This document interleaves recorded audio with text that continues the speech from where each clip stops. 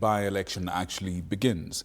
But let's have a look at something else, still connected. Now, with the country hours or maybe a day away from a string of high-stakes by-elections, political analysts are already sketching possible outcomes and the national implications that could follow these results.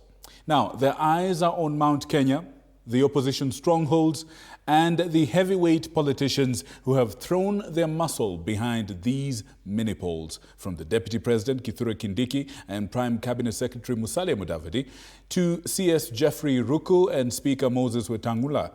Analysts say that the results could reshape political fortunes, including those of Rigathi Gachagua, Kalonzo Musyoka, and the wider opposition wing. Others argue that the contests are too localized to predict what will happen in 2027. But all of them agree that the political temperature in the country has risen sharply. Let's take a listen.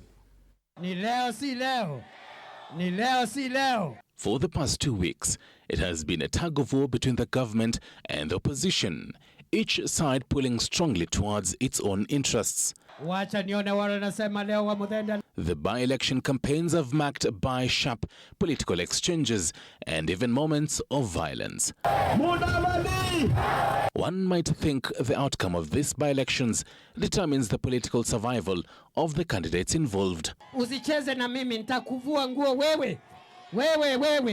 But why all this tension? If Kithure Kindiki loses the Mbere by-election, politics is about numbers. If it is happening in your backyard and you cannot bring it home, then there is no need of having you.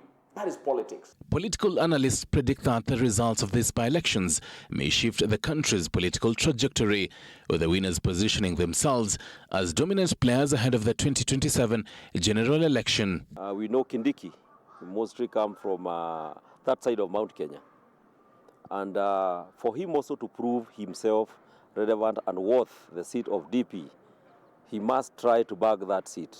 If at all the opposition wins the Mbere by-election, it will be a very good bargaining power towards the 2027 elections. All right?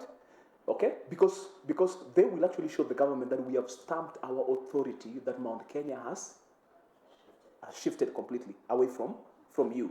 However, some argue that these by-elections will not necessarily determine political dominance in the 2027, comparing the situation to 2006, when the NARC Kenya party performed strongly in by-elections, only to underperform in the 2007 general election. NARC Kenya won 3 seats, but when it came to the general elections, the NARC Kenya did poorly. So sometimes the gauge of the political 2027 will not be the by-elections. Nevertheless, based on the intensity of the campaigns, with each side fighting tooth and nail, it is clear that these mini-polls could influence the structure and formation of political coalitions heading into 2027, both within government and in the opposition.